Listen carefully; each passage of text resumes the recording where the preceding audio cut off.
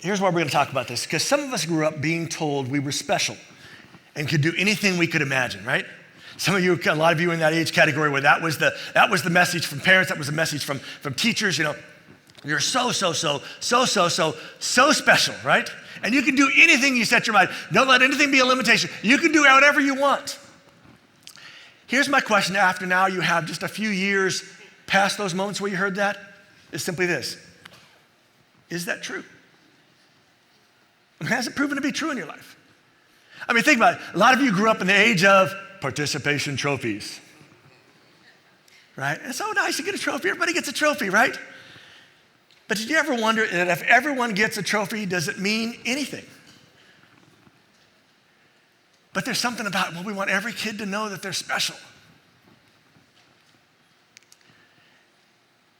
And for those of us that have recognized that maybe those participation trophies didn't really communicate what people wanted them to communicate, I have another thought that I just want to put out because I think it's an important thought. What if some of our anxiety finds its roots there? What if some of the anxiety some of us face in life finds our root in what we were told for so long? That we are so special. That we can do whatever we put our mind to, whatever we want to do, we should not let anything stop us. And what if that's at the root of at least some of our anxiety that we face? This undertone of if we're not extraordinary, we're not living up to not just who we could be, but who we should be. And this undertone brings this weight with it, right? And we feel that weight at times. In fact, what if being told we're special, that we can do anything we want, just set us up to feel like failures? That unless we're doing something extraordinary in our life, it's somehow a waste. And what if that's just not true? What if that's, really just false, inaccurate? Maybe it was just misleading. Maybe some people were misled in their ideas of what they needed to communicate to us. Maybe asking a little bit stronger way, but a way that maybe for some of us would be enough to catch us is, what if that's a lie? Anne Lamott, that if you've been around New Hope, you know she's one of my favorite authors because she's so gritty and raw. She captures, I think, the pain and sorrow of this whole idea in such a great way. When she wrote something in one of her books, she wrote, I do know the sorrow of being ordinary. Just let those words sit on you for a second. I know the sorrow of being ordinary, because some of us know the sorrow of being ordinary, right? But she goes on and says, I do know the sorrow of being ordinary, and that much of our life is spent doing the crazy mental arithmetic of how at any given moment we might improve, right? Always about how can I improve? Or at least disguise or present our defects and screw-ups in either a more charming or more intimidating ways. She says, I understand. I've been there. I've been there when the kind of the weight of the ordinariness of life hits, and I look at what I've accomplished in life and go, it's nothing special. And I figured out, trying to ways to kind of change that, or at least to disguise it, or to cover it up, or to make it funny, or to somehow make it cute, or maybe turn it into some kind of intimidating piece. Here's a question I think we all need to answer for ourselves. What if ordinary is what really matters?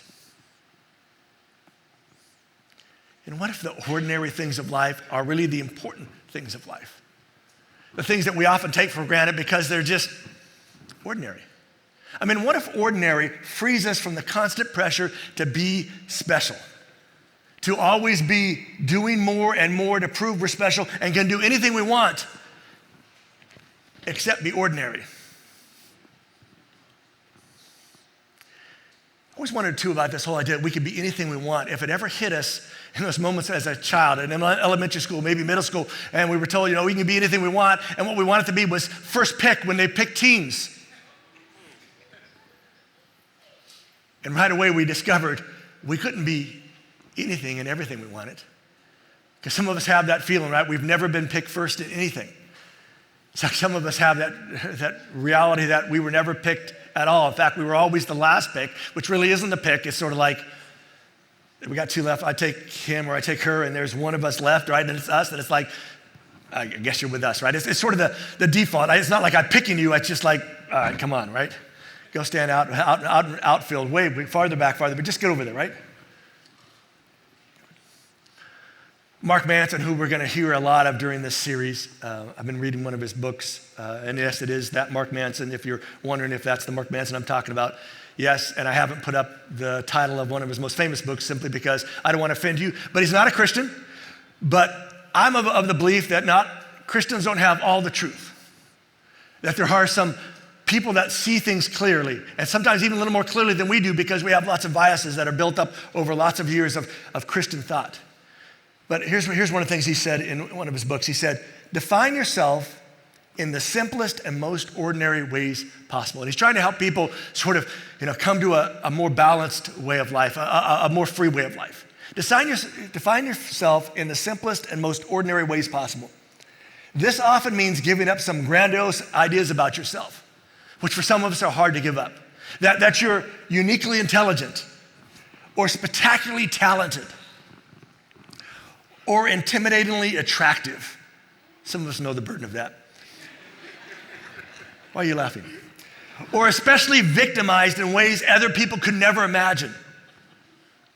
This means giving up your sense of entitlement and your belief that you're somehow owed something by this world. He says, you really need to define yourself by some really ordinary things, to lose all this extra stuff. Because this extra stuff isn't really helping you live the kind of quality life that all of us want to live. In fact, a few weeks ago when Pastor Casper was speaking, he said something that I'm hoping you didn't miss when he said it, but I'm thinking a lot of us missed it because sometimes we just miss stuff that people said, but it was brilliant, and I want to give him credit for it. It was brilliant. In fact, I talked to somebody else who's a former pastor, and he had heard it as well, and he said that was something neither of us ever really thought about, even though we knew it, but he talked about the 12 guys, the closest followers of Jesus, the guys that ended up being his core group, and just the qualities and the qualifications they had for that role. Because 2,000 years ago, this is what it looked like for the average Jewish boy or Jewish girl. From the ages of 6 to 10, all Jewish boys and girls, which is good, both boys and girls, they attended school called Bet Sefer to learn how to read and write. And their curriculum focused primarily on the Torah, and there was emphasis on the memorization. It was really a religious school that was about learning the Torah, learning the law, that they learned to read and write so they could learn the law and memorize the law. And all the kids got this education, which is helpful, a good way to start. But then something happened at the age of 10.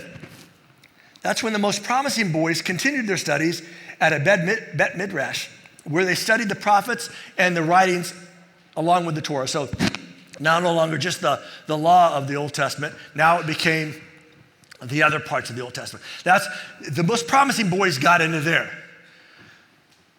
No girls, sorry girls, you were cut off. You were going to go out and, 10 years old, start to work, start to, earn a living, do something, right? And a lot of the boys end up same kind of matter. But the promising ones got to go on to extra education. Then, a little bit later, the most intellectually gifted young men were then invited to become a Talmud, part of the Talmudim, the rabbi's followers. And they would become a disciple of a particular rabbi, and their goal was to become living embodiments of the rabbi's teachings. They were supposed to sort of mimic learn what the rabbi taught, mimic that, share it, talk about it, support it. That was their role. And not everybody made the cut. In fact, only a few people made that cut. And one of the crazy things about Jesus was his disciples didn't meet these requirements. They weren't the most intellectually gifted guys. In fact, we're just going to go to a text, Luke chapter 6, story Jesus has beginning to have some pushback from the Pharisees by the teachers of the law because he's healed on the Sabbath. That's an kind of moment, right? And so he goes out and says, okay, I got to get a little more official because I'm getting all these followers. And now he makes it official who his 12 guys are. Before it seems like it's sort of forming, but now he makes it official. So he goes up at night, prays all night. The next morning he gets them together, calls them together. And this is when he designates them apostles, which simply means the sent out ones. These are the 12 guys that are going to go out sort of as his official representatives, his ambassadors. And you know the names if you're familiar with the story. There's Simon, who Jesus ends up naming him Peter. There's his brother Andrew. There's James and John. There's Philip and Bartholomew, who's also known as Nathaniel. There's Matthew. There's Thomas. There's James, son of Alphaeus. Not the other James. So this is the son of Alphaeus one. There's Simon, who's called a zealot, right? This sort of, the Romans would have seen as a terrorist. Judas, son of James. And, of course, Judas Iscariot, the one who later turns Jesus over to his enemies. If you were to look at that list of guys, you notice some things, right? You notice that, here's what we know about the stories. We know 4 of them were fishermen. Maybe a couple more were. We don't know what the other ones did. But 4 of them were fishermen. One was a tax collector. We don't know what the occupation of somebody else is. I mean, Judas Iscariot ends up kind of keeping the money for the group, handling money. So maybe he's got some accounting background, but we don't know. The only ones for sure we know is 4 fishermen and a tax collector. And what we discover about all 12 of these guys is simply this. That would be the definition of these guys. That's the description of the 12 guys Jesus picked to follow him. It wasn't the best and brightest. I mean, not only were they considered ordinary, they would have been considered extraordinary or especially ordinary. Because they were just ordinary and average. They did what the majority of men did at that age. You know, they fished. They did some other kind of, manual labor kind of jobs. I mean, one of them's a tax collector, but that wasn't like an extraordinary job. That was like a not so extraordinary job. It wasn't looked good upon. They weren't the best and brightest. That's evidenced by the fact that they didn't make the cut multiple times, right? They didn't make the cut at 10 years old and to make the other level to make the next cut. They were the ones who didn't make the cuts when they were kids. Some of us knows what that feels like. That's who these guys were. And the fact that Jesus intentionally picked them ought to make us ask the question, what if that's why Jesus chose them? What if Jesus intentionally, because Jesus got to pick his own disciples, and it wasn't like I'm going to take let's get all the best and brightest in the room and let me pick them. No, Jesus just kind of picks them out of the blue. Some guy's fishing. While they're fishing, he picks them, right? Tax collector, while he's collecting taxes, he calls him. The other ones, we don't always know the whole story behind it. But these were the ones who weren't good enough. They weren't smart enough. They weren't connected enough. And some of us know what that feels like. Here's the thing I don't want us to miss. What made them special wasn't them, but that Jesus picked them.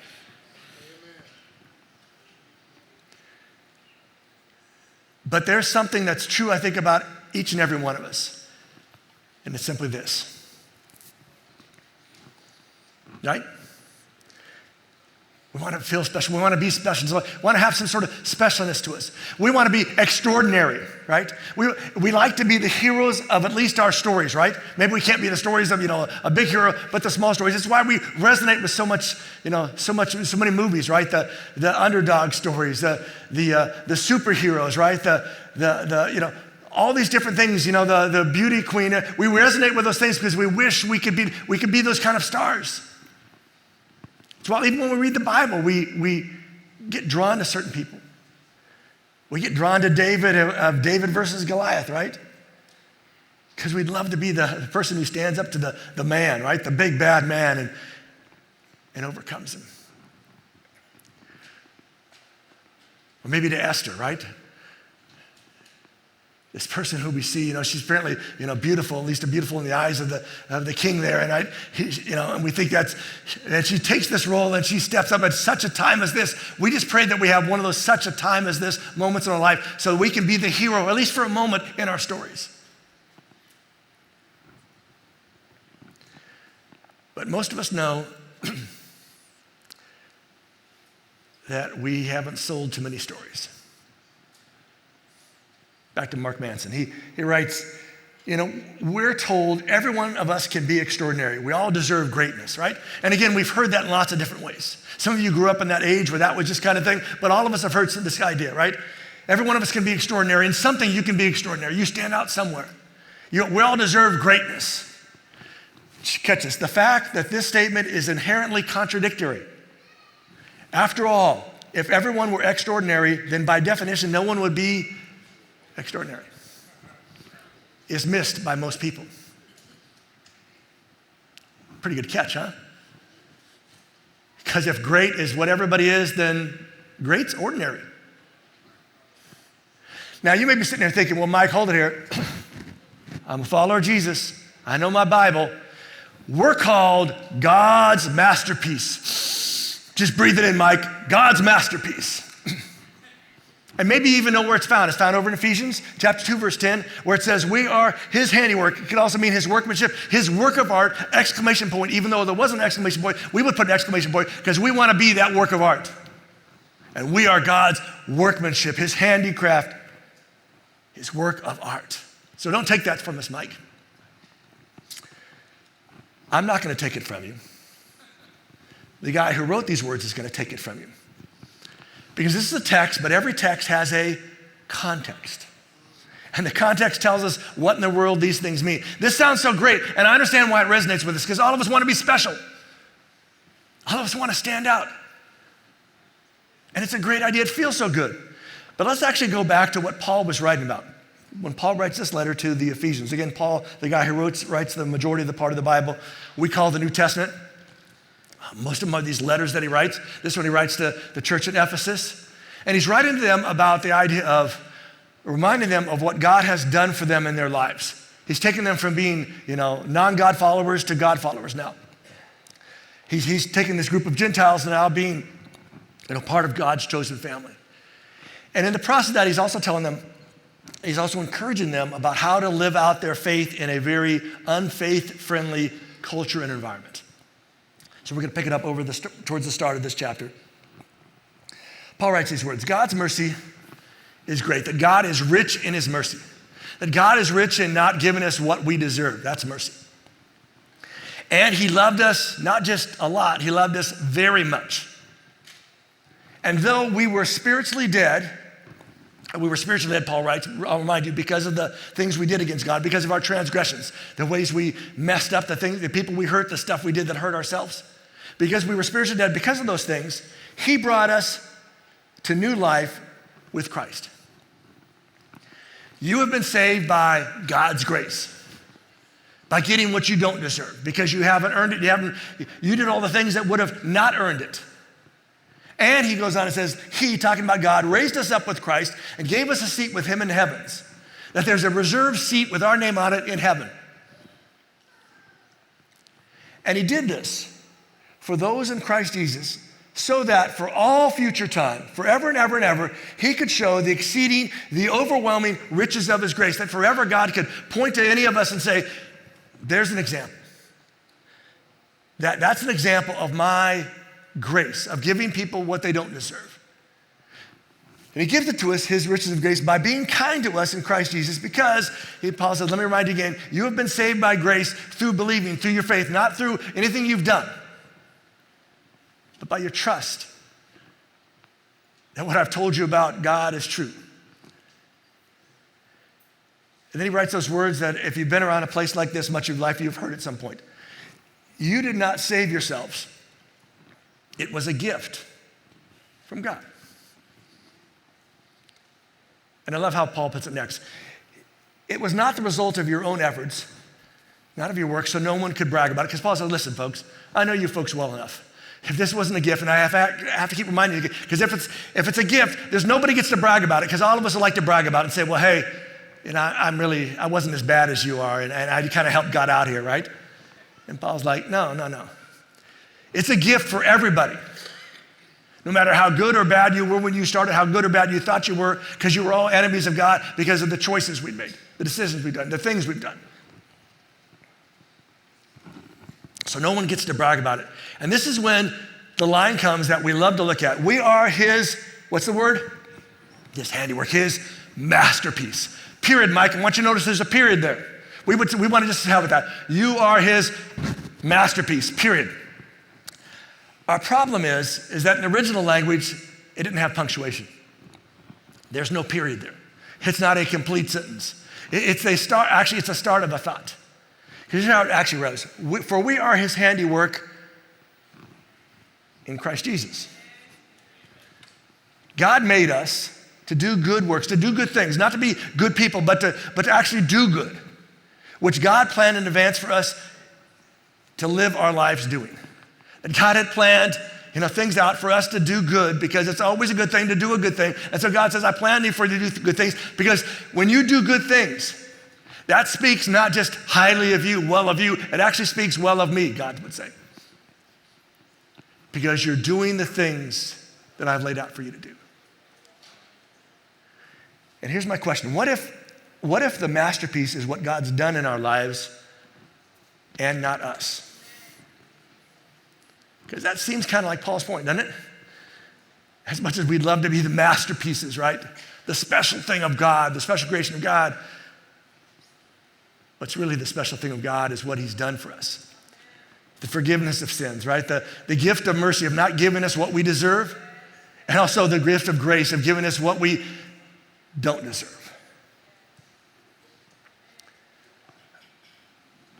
And I love how Mark Manson chimes in on this, even though he doesn't know he's chiming in on this religious idea, how he chimes in on just how the craziness of this thought that finds a place in all of us, this idea of we're special when we can do whatever we want. He writes these words, he says, once you accept the premise that a life is only worthwhile if it is truly notable and great, once you buy that whole ideology, once you buy that message that was sent, once you buy it all, then you basically accept the fact that most of the human population sucks and is worthless. He's arguing from logic, right? And if you buy this idea that, everything's, it's all about being extraordinary and being great and all this stuff, if you buy that, then the vast majority of people aren't doing that. I want you to notice how he finishes. And ethically speaking, that is a really dark place to put yourself.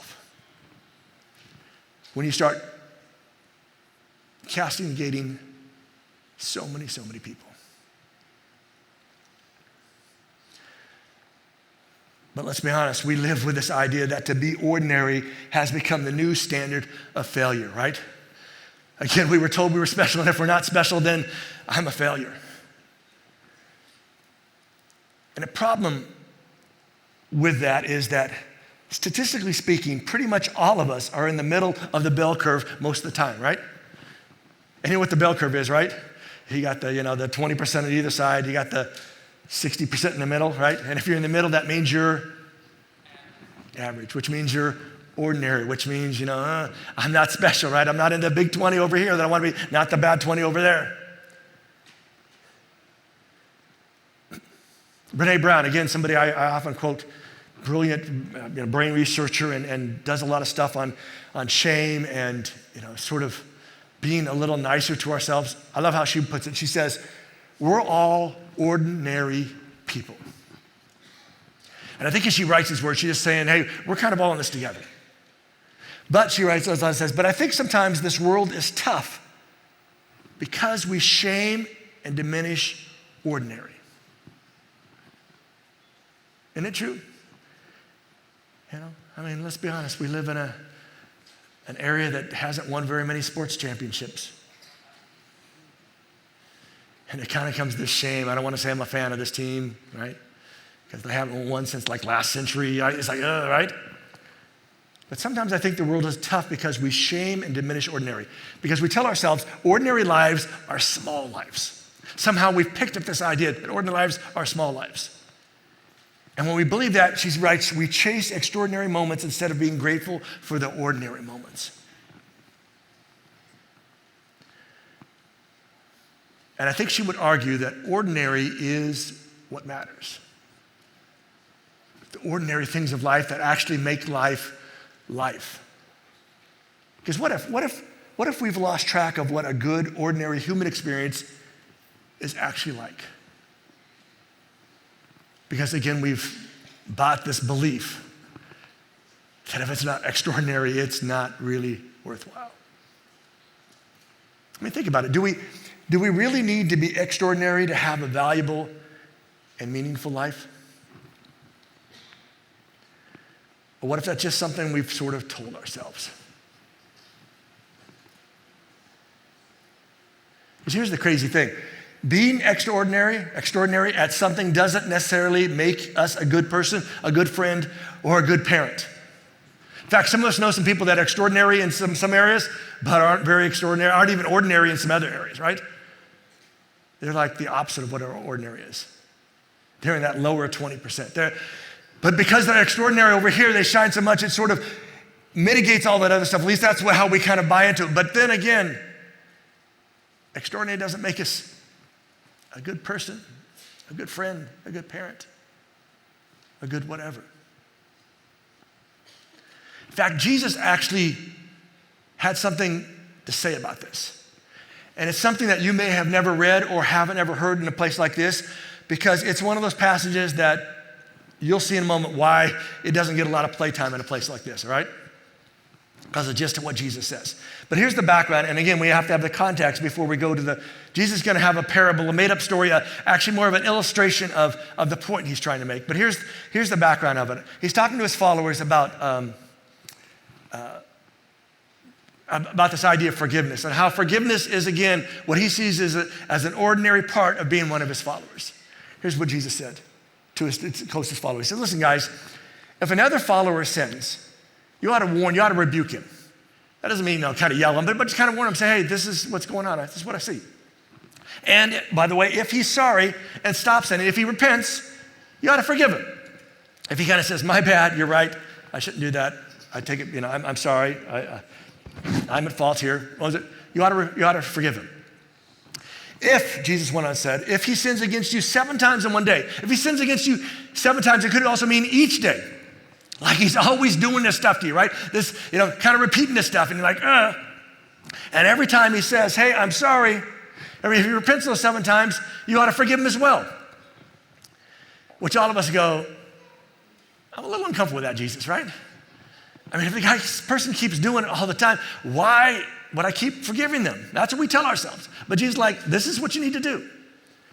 But I want you to notice how the apostles, these sent ones of Jesus, these 12 guys, how they responded.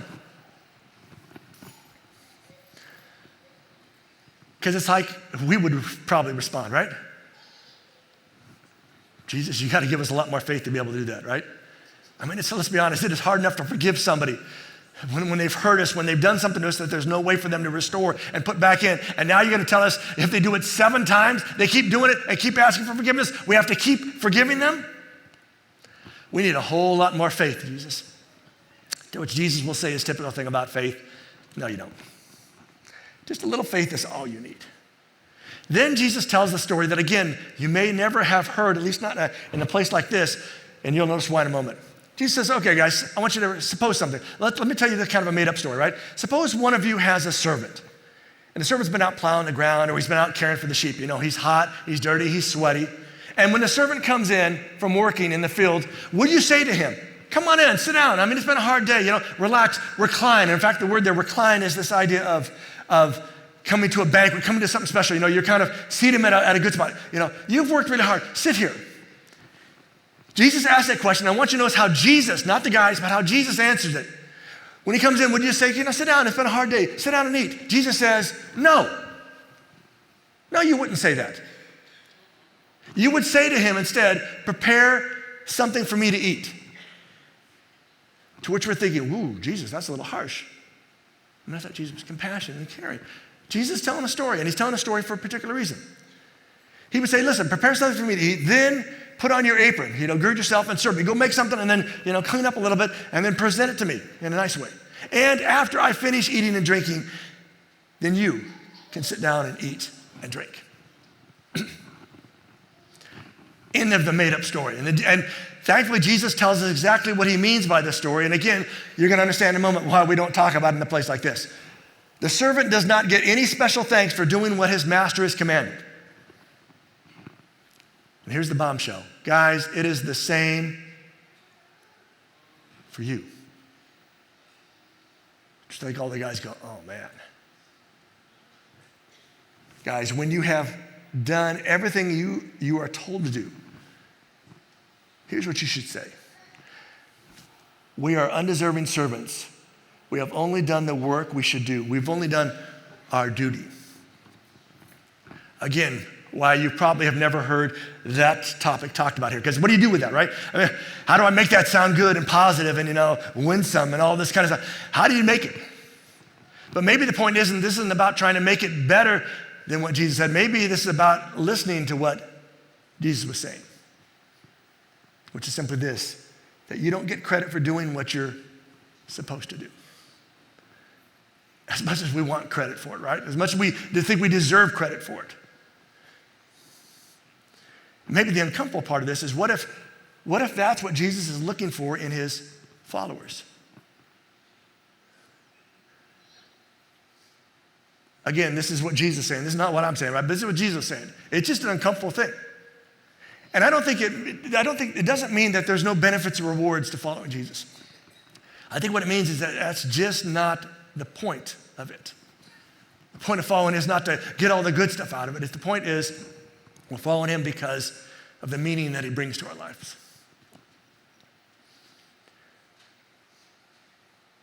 So maybe we need to redefine our relationship with extraordinary. We need to rethink about how the stuff we've thought about, how special we are, how extraordinary we've been told our whole lives. That we can do anything we want, and now we've gotten a stage of life that we recognize the people we work with don't see us as extraordinary, they just see us as ordinary. And that we haven't been able to do all those things that we wanted to do in life. I mean, what if we've put too much emphasis on being extraordinary and missed out in the process? Another thought from Mark Manson. The moment you realize ordinary is your new gold standard, that ordinary is the thing that you're going to grasp onto, and that ordinary things are the most important things, those things that are so valuable to our life, of friendship, of kindness, of generosity, the moment we kind of, make that our standard and say those are the most important things in life, you will free up so much potential to accomplish what you truly wish to accomplish without judgment or the lofty expectations. We no longer have to live up to other people's expectations, other people's stuff that we've had put on us to be that really special person, to stand out in our crowd.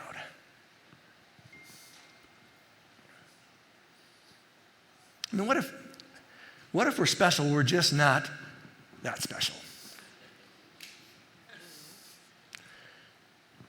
Because I think we are. I think you're all special, but you're maybe just not quite that special. I mean, what if ordinary is what matters? The day in, the day out, the stuff that makes up the fabrics of life. Our friends, our family, the places we live, the things we drive, the gardens, the flower beds, whatever the things are that bring joy to us. What if those things that are so ordinary part of our lives are really the things that matter? Because what if it's what we were made for? Something to think about today.